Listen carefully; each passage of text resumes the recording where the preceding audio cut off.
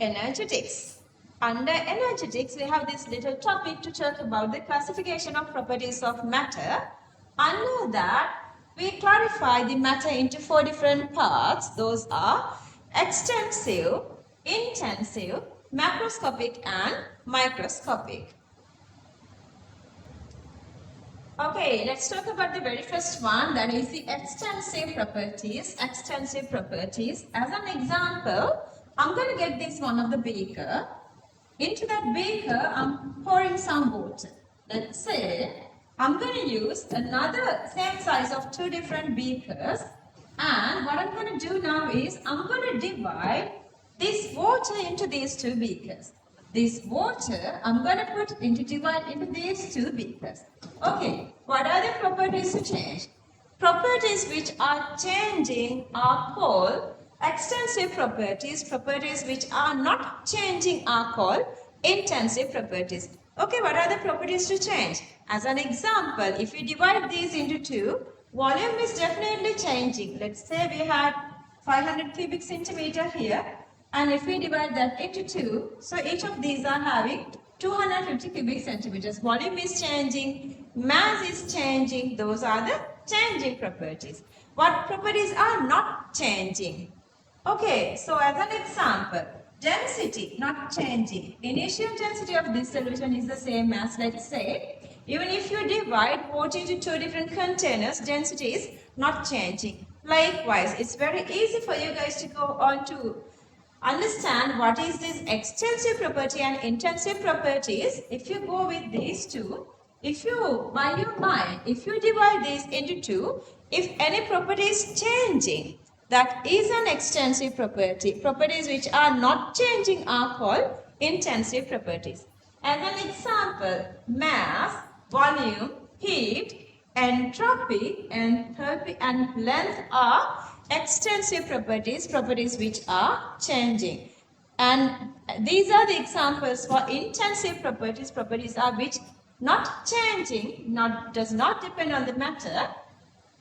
Pressure, concentration, temperature, density, specific heat capacity per unit mass, color intensity, molar enthalpy, molar entropy, Gibbs free energy, viscosity, electrode potential, refractive index, boiling point and freezing points. If I go back to this exact definition for these 2, extensive property is properties which depend on the amount or size of substance in the system.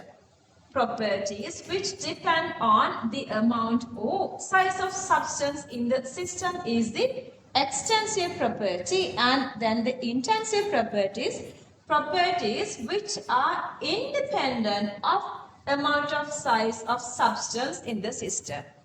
If it is dependent on the substance, that is extensive property. If it is independent of the substance, that is intensive property. Other than that, we're going to go with the third and fourth. Third one is the macroscopic properties. Properties which can be defined considering the system as one single unit. If you consider the system as a one single unit, that is for the macroscopic properties. So these are the examples: pressure, temperature, color intensity, mass, volume, concentration, density, viscosity, surface tension, refractive index and color. Those are we are measuring, taking the full system as a one single unit. And the last one is the microscopic properties. Microscopic properties are that we define for one single individual particle. These are the properties that can be defined for individual particles. Okay, as an example, mass of the particle. So the particle mass, one single mass, volume of the particle, speed of the particle, bond angle, bond length. Even if you can go with this hybridization, all those are depending on exact one single atom. So today we talked about 4 different properties. If you use any of these properties to explain the properties or qualities of a system, that actually is called the state of the system. So you guys know already 2 different states. You guys done that already, I guess. STP and RTP. What is STP? Standard, temperature and pressure. Okay, so the standard condition explained only using temperature and pressure.